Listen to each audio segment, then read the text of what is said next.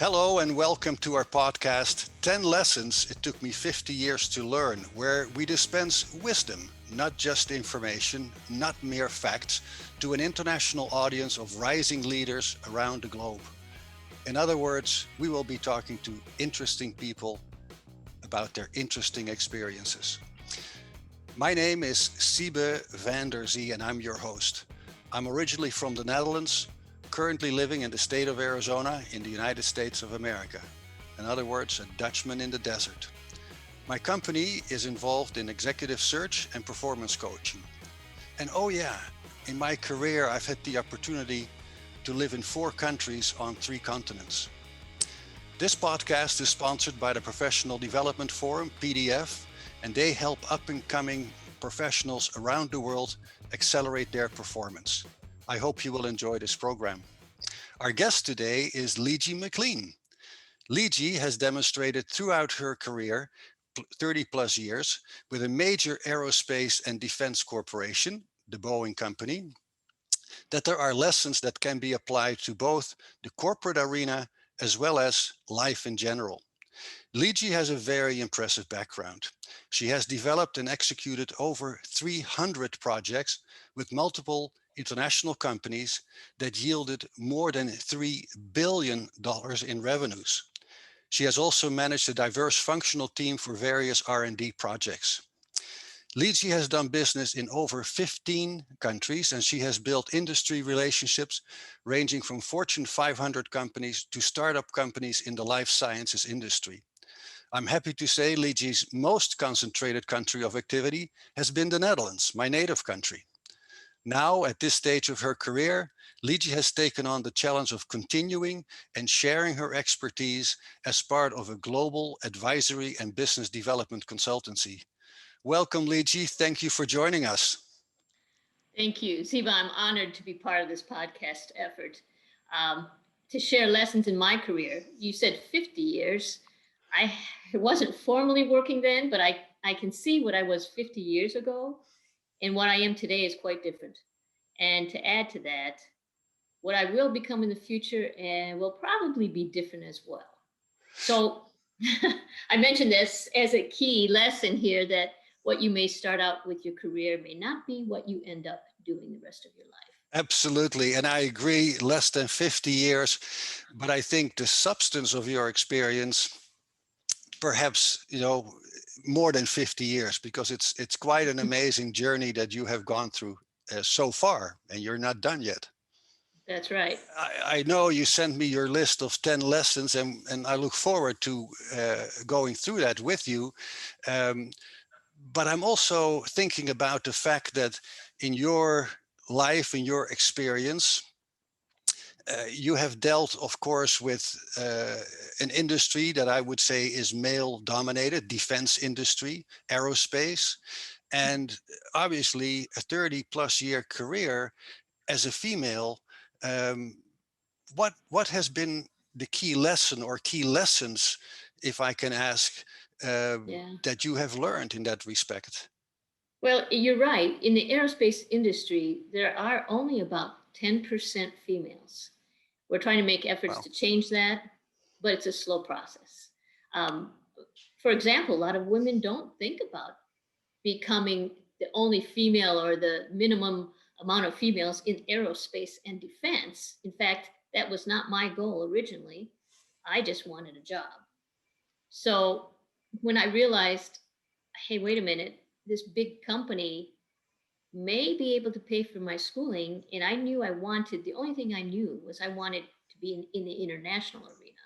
yeah. um, they offered me payment, a portion of payment for my schooling, and I finished my master's degree in international management, which provided me the opportunity to take on leadership roles within the company, and that has given me some great opportunities. Well, and that's an interesting element that they offered you education opportunities, but they would not have done that if they didn't want you to be on board, Yeah. right? It works both ways. It was good for you, it was good for them. That's And it's true. it They did force us to make a commitment that if they paid for our schooling, you had to stay for at least 2 years And after 2 years of using the schooling that you were trained in, you really get involved. You make a commitment to the company as well. Absolutely, absolutely. Well, that's good to hear, and I have the feeling when we get into the 10 lessons that that element again as a female worker, executive, leader, that that experience will come through as well. But that's an interesting way how you got connected to your company. The first lesson that I see, Ligi, is relationship building was and still is the most effective skill that has helped me in my career. Um, yeah, what do you mean with that? Yeah, I'll tell you, it is a skill, a necessary skill.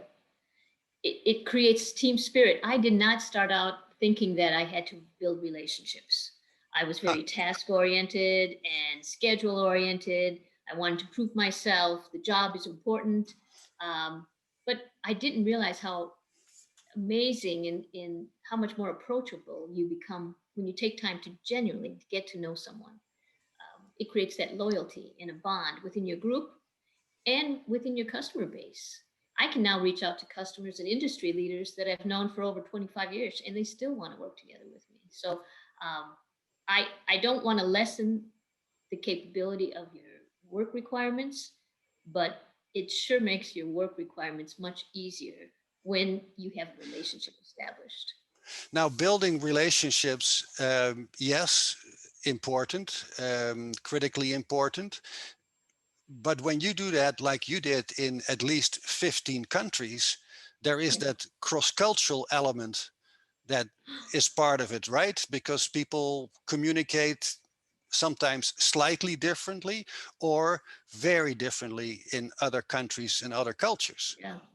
Yeah, it's true. They do. And you don't want to stereotype, but you have to say each culture is different. And I noticed that even when I was growing up in a foreign environment, a European environment. My father used to tell me, don't smile so much. You're giving the wrong intentions. You know, the old fashioned, you're smiling too much. Yeah. You're leading people on. Well, in some countries, that's very true. If a woman was smiling and laughing too much, you may be perceived as not being taken seriously. And whereas in another culture, such as in the southern part of Europe, I dealt with the Italians. If you didn't smile, if you didn't laugh, they thought something was wrong with you. And so that you were not happy with them. So there was a caution that, especially being female, um, I had to be careful. Like with the Germans, they were very serious. They spoke to you, they didn't want to have laughter. It was more of a serious time. Discussing business was business. And you learn that fairly quickly. So you respond to the person you're dealing with. And I think that's in any culture. Even in the US, you'll see a variety and diversity of people. How to deal with those people, Yeah. you have to become sensitive to that. And being female is very difficult as well. I'll tell a funny story. If when I first started my career, I was dealing with a lot of military, and I mentioned the defense side. You had mentioned that. One of the things that I noticed was I was, after my schooling, I was put in a role of leadership. So I had these team of training engineers, and we had to develop this training system to help military pilots and how to learn how to fly the Apache helicopter. And they came up with a beautiful conceptual design with a suite of devices, from what we call part task trainers, small devices, to this large simulators. And they said, this concept is perfect. And I had to brief the general. So when I went to the general, I had to put this charge together. And I said, all right, I want to take a positive approach, tell this general, who was very serious, that I had the best concept for him. And I had to come up with a name for this briefing. Bunch of charts I put together. And I told the young engineers, I have the name. It'll be called the Total Integrated Training Systems. And the engineers thought, oh, perfect. It talks about all the devices together. And so I'm taking this briefing to the general, very serious man, and he just didn't take too quickly to females in the workplace at the time, about 25, 30 years ago. And he wanted to see how serious I was. And I put the first chart down with my title, and he looked at me, shook his head. He said, I think I'm going to stop you right there. And I said, wait a minute, I didn't even start. I didn't even start. You didn't even get to let me tell you what my briefing is about. He calmly said, you know, you're dealing with the military, and we deal in acronyms. Take a look at your title. And I thought, what? I looked at my charts and Uh-oh. I said, total, T, integrated, I, training, systems. And I thought, oh my goodness, I was mortified. I blushed profusely, and he didn't laugh. He didn't go on. And fortunately, he was kind enough to tell me before I went in front of a larger group of military personnel. But the lesson of this story is to ensure you know who your audience is and who you're dealing with. And Wow. in the same cultural vein, know your audience. Where are they coming from? Put yourself in their shoes. And that was a lesson for me that I used throughout my career. I can Always check your imagine that acronyms too. that stuck with you, and perhaps with him as well. But Oh yeah. yeah, amazing. So yeah, thinking in terms of acronyms, that's a new skill set. Yes. But Yes. in the military, indeed, it would make sense. I hadn't thought about that when you mentioned that, but that's very interesting, and I can see, you know, somewhat uncomfortable. I mean, clearly it was a serious presentation, but Yeah. nevertheless, You're right. And if I were to have presented that in a large group, being a female presenting that, I oh would have been yeah. the laughing stock. Well, yeah, yeah, we The can. rest of my career would have been brought back to that perfect title. I have So too much yeah. respect for you to even think about that, but yeah, no, I can, I can understand. Yeah, yeah, and that's a situation where um, if you ask me what did you do to stand out as a female, or what wouldn't you do? Well, I did not want to focus on being female. I Yeah, wanted to show that I knew my job. But the problem is, if I wasn't prepared for the audience, I was actually bringing that wrong focus to me as a female. So, yeah, you do need to consider, yes, you are the female. How will they take to your very stuff? important. Of course, you go by, you know, who you are and the performance that Hmm. you generate, and it shouldn't have any other issues related to that. But still, that was sort of a different society that we were dealing with, and it's Yes. still evolving. But uh, wow, what a lesson there. Um, the second lesson on your list: prioritize giving back through Yeah. mentoring, supporting others, charitable work, etc. It sounds really Yes. nice. It, it's funny. And as a young person, when I started, I didn't have time. I was so dedicated to getting a lot of things done. And I thought, I don't have time for this. But I noticed that by helping some others, people kept insisting, oh, you need to participate in something. And I thought, all right, I'll do this. And I noticed that by helping others grow and share my experiences as I was moving through my career, I actually felt like I was opening up opportunities for myself as well. Yeah, And you don't even expect to be rewarded. The things you do, you find that you're building relationships. And I found that a real benefit for me to help and mentor others. And then I also, as we said, you can't ignore the fact that we're all going through this COVID coronavirus situation. And we've been trapped in the house and maybe going out yeah, minimally. But in the meantime, I took on, a lot of people have taken on reading. My husband and I took on the challenge of reading the Bible. And it's a great historical treasure trove, as well as some good life guidance. And sure. I found how I could apply some of those guidelines as a leader, a business leader.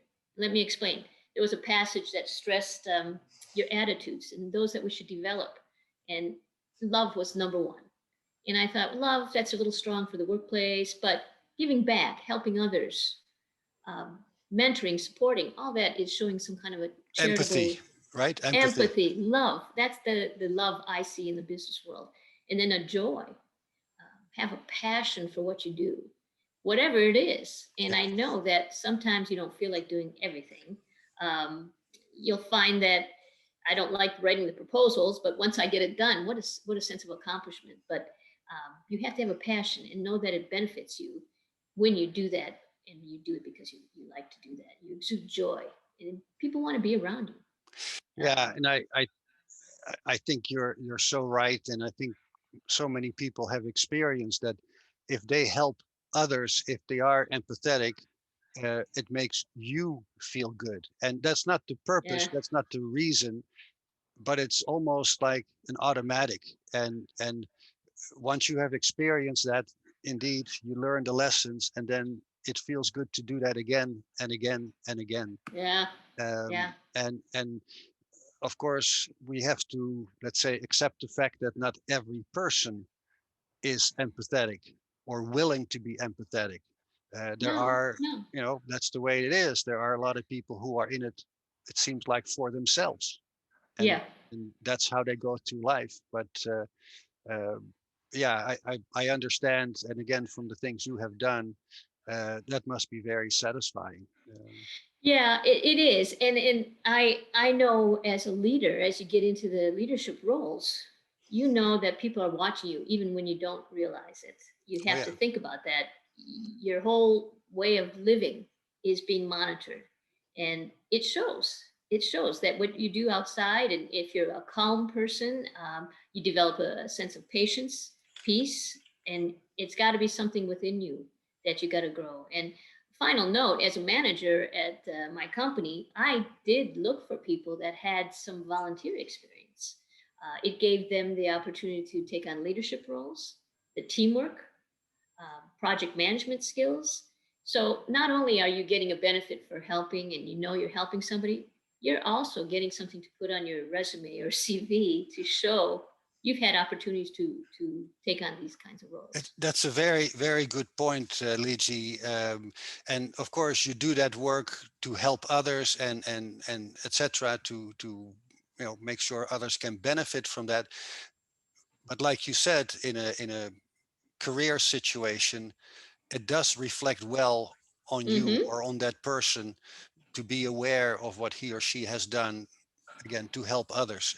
I agree. It's a relevant item on a resume, on a person's resume. Oh yeah, oh yeah.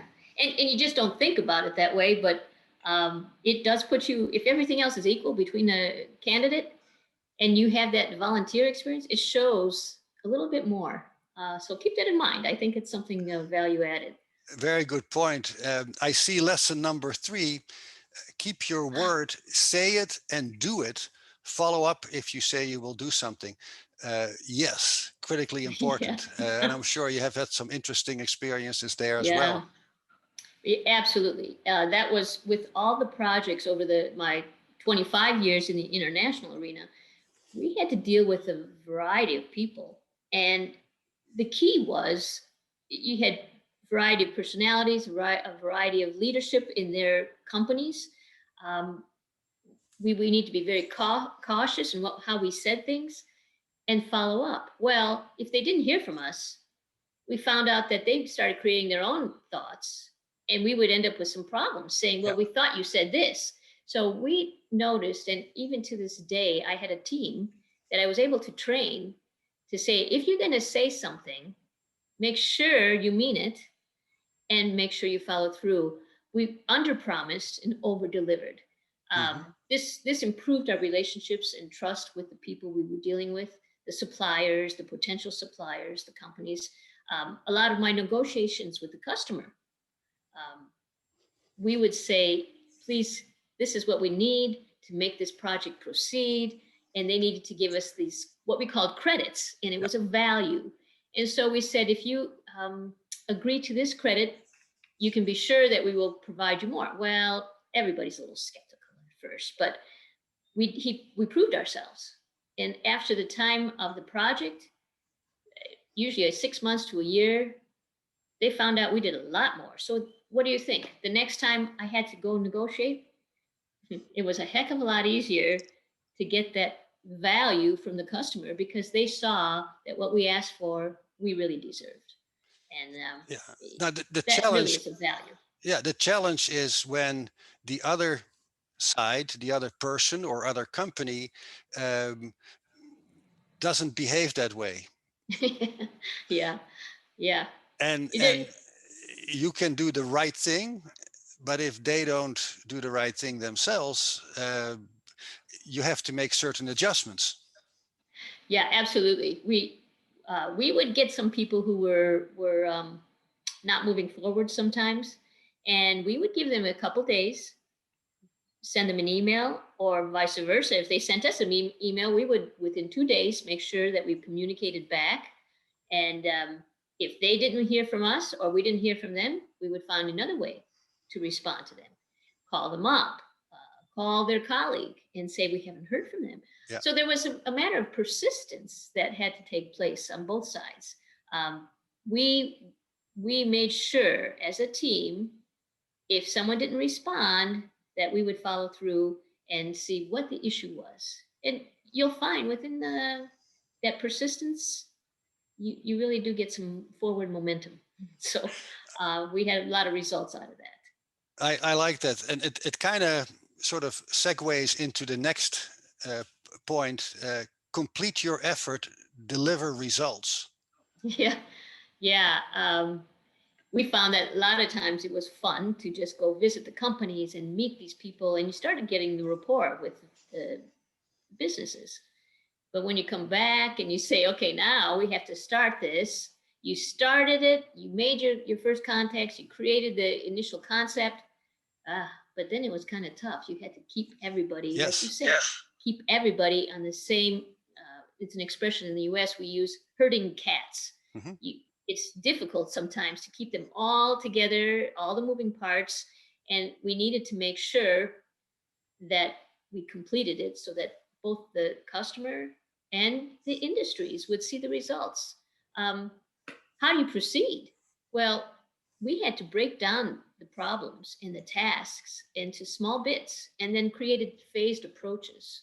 And we would say, all right, we're going to start with this. If we can go from here and everybody's happy, then we'll call it a go. If not, it's a no go. And that would force them to move forward with us. Mm-hmm. And that's what we found. How do you proceed? We needed to make sure everybody was clear on the steps that we were taking. And we didn't want to just create busyness. We wanted to make sure the tasks were clear. And that's a big communication effort as well. Sometimes someone wouldn't make a decision. And I said, listen, you can't wait till it's perfect. Make a decision, use your intuition, your imagination, brainstorm with your clients, and you'll find a way to move forward. If it's not the right approach, you just end up doing something different later. You can course correct if necessary. Yep. Part of the next guideline I say is be resilient and persistent. Absolutely. You're going to find a solution eventually. So you're going to run into difficulties. Job searches in the job you want may not be right in front of you. You'll find difficulties as you move through your career and life. Yeah. But it's those who don't take things personal as a negative. I can imagine you've gone through all these interviews and you think you're going to get it. You can become pretty negative, but you have to kind of force yourself to keep moving forward and find the positive things that did occur. The fact that you got that far is pretty positive. So you got to look at the good things that made you get there. Yeah. I would ask what went wrong. Well, and I also think because it's human behavior, it's okay to be upset if it doesn't work. And, That's right. And you expected it, it sounded all good. Now it doesn't happen. So to be resilient and persistent is important to overcome that. And Absolutely. that's such an interesting lesson, of course, that I think we all understand, but until we are dealing with that ourselves, Yeah. That's when it gets real tough. I would think you need that time to recover. Yeah. I would be a little hurt as well Yeah. if I was so close, but take that time, you go reflect a little bit. And then I would say, go back and choose the items, find 5 things that you knew you were good at to build yourself up again. Yeah. You need to talk to yourself and go at it It again. kind of leads into your next lesson learned, right? Lesson number 6. There are things you may not be good at on the first try, but you can improve at almost anything through purposeful practice.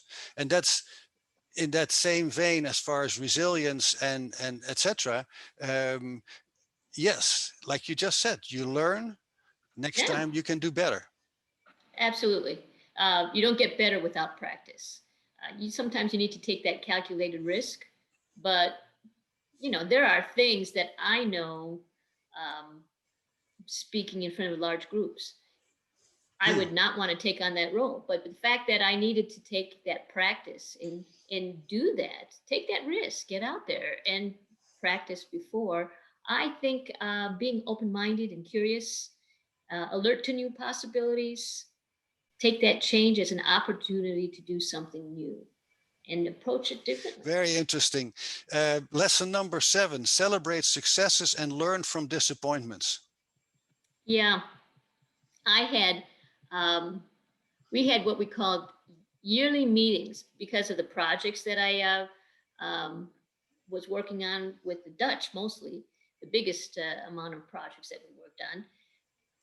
We would have these yearly meetings, and the intent was to show our progress and celebrate the successes with the team. That was our one opportunity to get everybody together.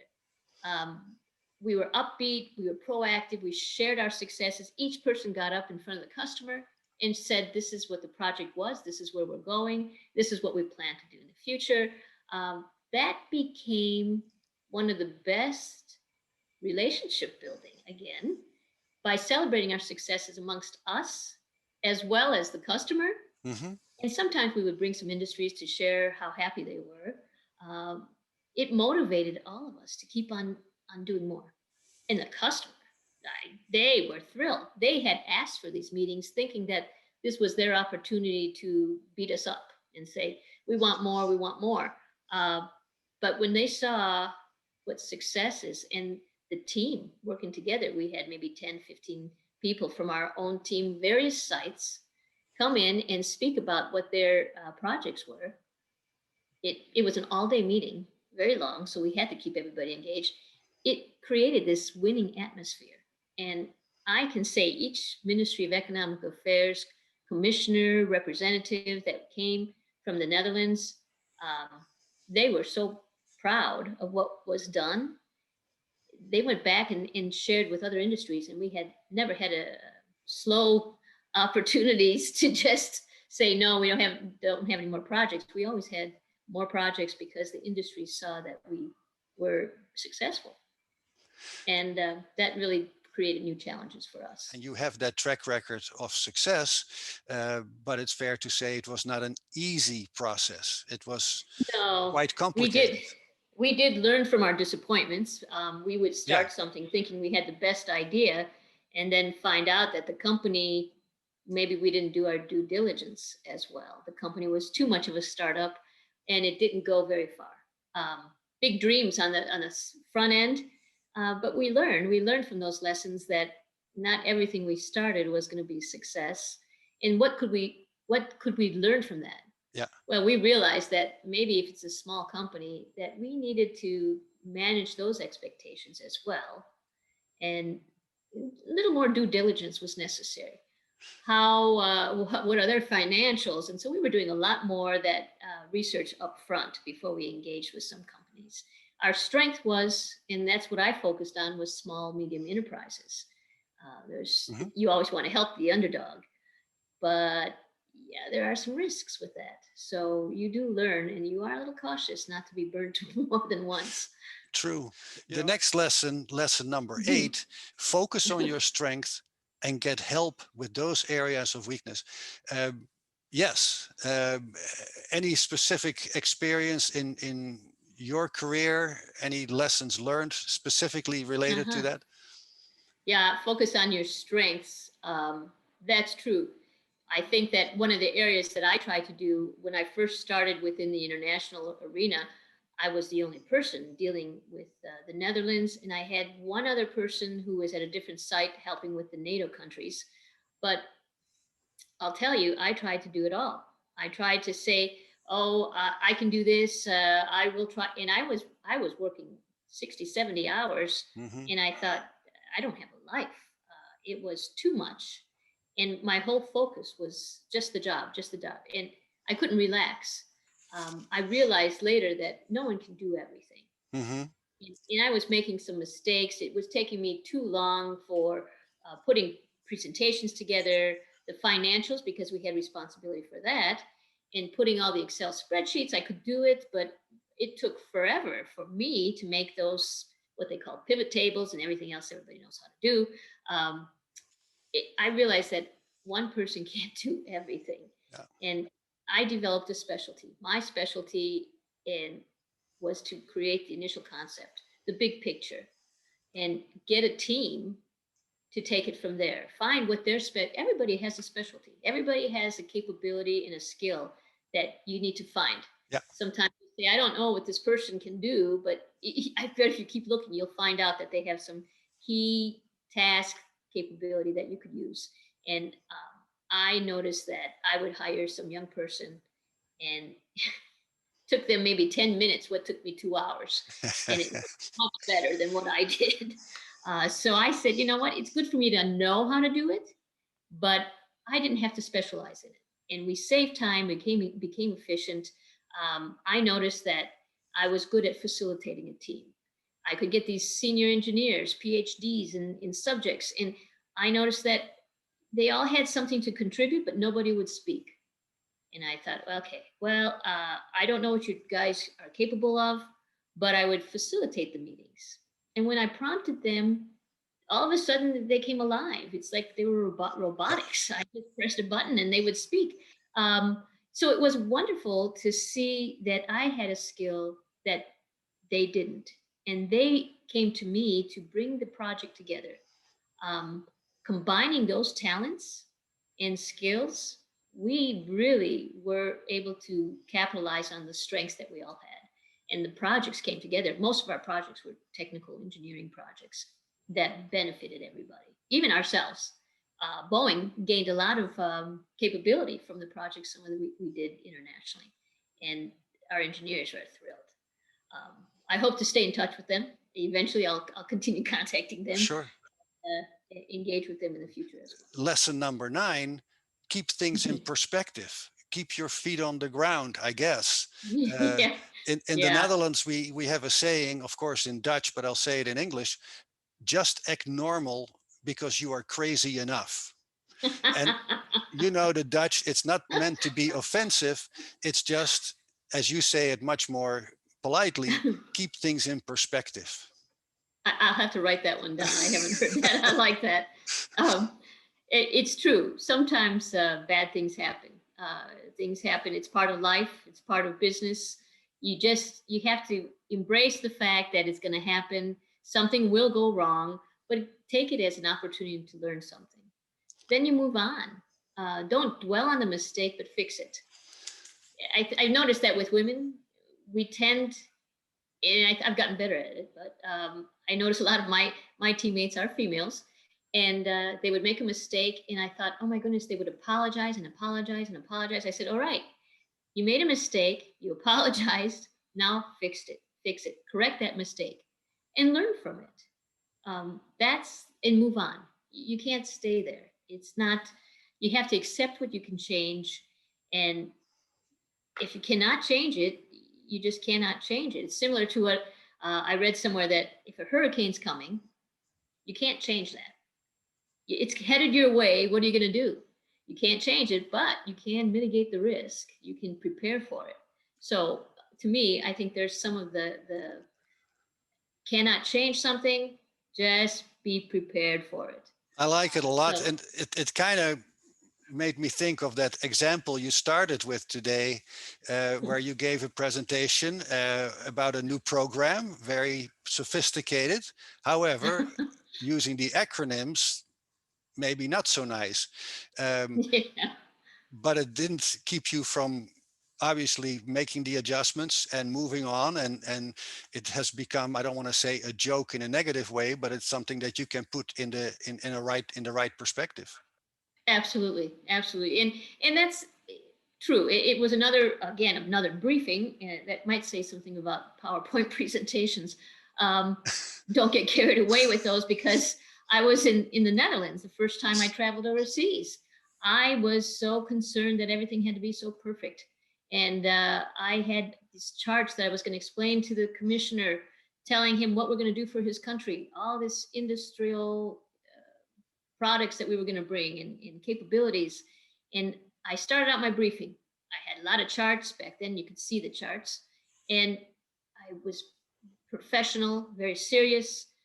And going through this, 10 minutes into the briefing, the commissioner looks at me and says, "You can stop now." He said, "I'm not interested anymore." And I looked at him and I thought, oh my goodness, I've done something wrong. I thought it was me. And I thought, I'm just in my boss. This was the first trip with my boss. And I wanted to make sure he was going to engage, because obviously I did something wrong and he was going to take over. And I said, "I'm sorry, what did I do?" And the commissioner said, I just want to know one thing. I'm going to ask a question." I said, "Okay." He said, "Did you bring me any work today?" I looked at him and I thought, well, no, no. I thought, plain and simple. I was clear, direct. And so he said, okay. That we sat down, no more briefings, and we just talked. We had a comfortable conversation. I had to look at things from a different perspective. He was tired of listening to briefs all day, probably, and he said, "I don't need to hear stories. I just want to talk." And that was a way we built our relationship. I put things in perspective. I didn't get negative. I wasn't bitter for too long. I got over that pretty quick, because I knew we had to deal with the customer, and realized from that day we've become good friends over the 25 so years or more, understanding how to communicate with the right audience, put things in perspective. Lesson number 10: Yeah. turn an obstacle into an advantage. You have already sort of addressed that in the different items, but what specifically do you have in mind with this one? Well, you're right. Being a female in a very male dominated field of defense aerospace, it actually reinforced the fact that being different and standing out could be an advantage. Mm-hmm. I did not realize that I was the only female in most of the meetings until one of my new colleagues overseas. She said, "You know," and I have a picture here. Let's see if we can see it. Um, I was at this, it was a celebration of a major contract. Let's see, am I showing it? It's a little difficult to see. Maybe if you move it the other way. Oh, the other way. I can see a group of men. Looks like on a staircase. I see nice suits and perhaps some Yeah. uniforms. From what I can tell, they're all male, Ligi. Or Yes, I there think was about 150 people there, military, senior military, and captains of industry. And there you see at the top of the row, one female. I do. I see you right there And that was me. towards the top. And I thought, oh my goodness, I didn't even realize that. And the female colleague of mine, she said, "Oh my goodness, you're the only female. Didn't that make you uncomfortable?" And she thought it was an obstacle. I did not realize that. I didn't pay attention to it. I didn't focus on being female. I was focusing on getting that contract through, making sure the customer, the end users, the captains of industry were pleased with the results, and it wasn't an obstacle. So how do you turn that into an advantage? Well, don't focus on it, for one. They didn't treat me any differently, negatively, or that I was incapable. They knew that it was my efforts that brought, as a team, brought that into the country. So I would say, to this day, these people still have confidence in me, because I didn't say, "Oh, you have to do this for me because I'm female." I didn't use that as leverage.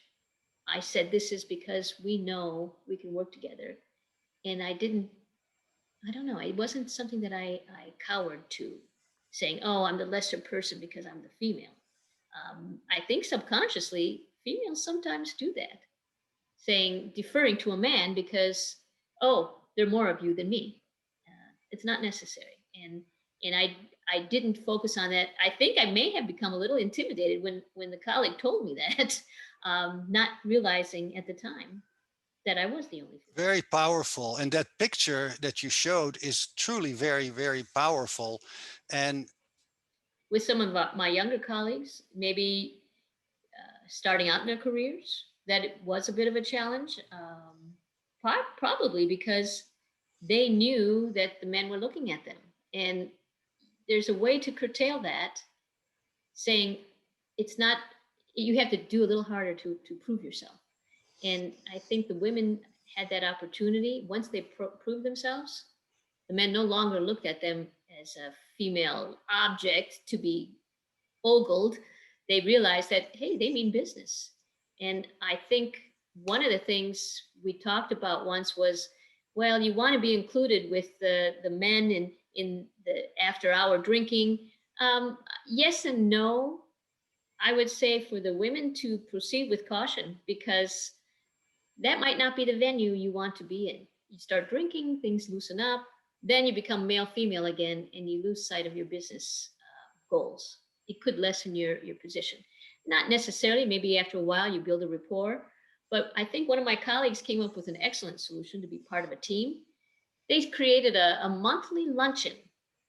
In our culture, we don't drink at lunch, so it's much safer. Nobody gets too loose in their discussions. They would have something we'd call rumor control discussions, and they would share what they heard, and then they would bring it over to me and say, well, we heard this, what is the truth? And I would be able to say, oh, well, that's not the case, don't run off with this. And everybody would have their meetings, male and female, out of the younger group, and open discussion. It wasn't, oh, yeah, I want to go on a date with you, or that kind of scenario. It was open discussion, lunch, and business. And wow, they really took part of it. So I thought it was an interesting. excellent solution for, and it was one of my colleagues that came up with that idea. She goes, well, I'd like to have, be part of the team, be part of the camaraderie with the guys. I like And it. luncheon It's was great. interesting concept. And again, Ligi, so many lessons learned, so many great experiences. I know we could probably talk for hours about these things, but I'm curious, um, in again, in your experience, are there any lessons that you have perhaps unlearned, that you decided, I used to do it this way, but I want to do it a different way now? Has that happened to you? Yeah, I think when I first started out, I had my management degree, international management, knowing that by getting the degrees, I would get some increase in pay. And then I thought, I was approached by my mentor, and he said, I think you need to take this next position.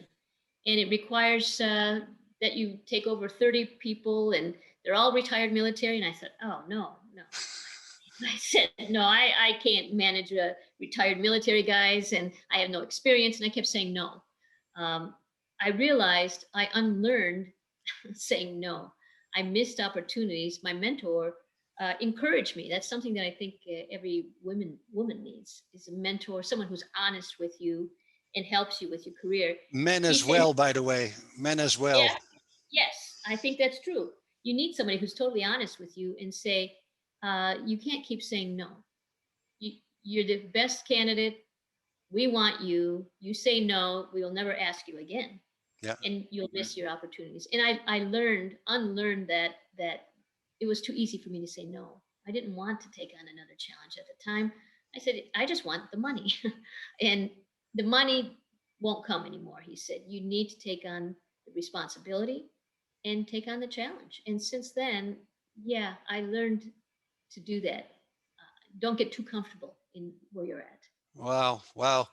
Every time we talk, I learn something, and I really appreciate that you were willing to be part of this podcast. And I thank you very much for that, Ligi. It was Well, wonderful.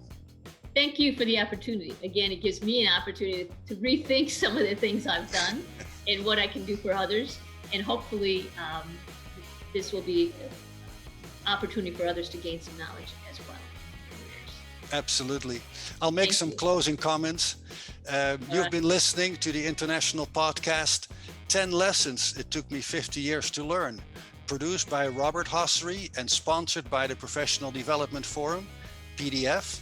PDF provides webinars, social media discussions, podcasts, and parties. For more information, please visit professionaldevelopmentforum.org. Thank you very much and stay safe.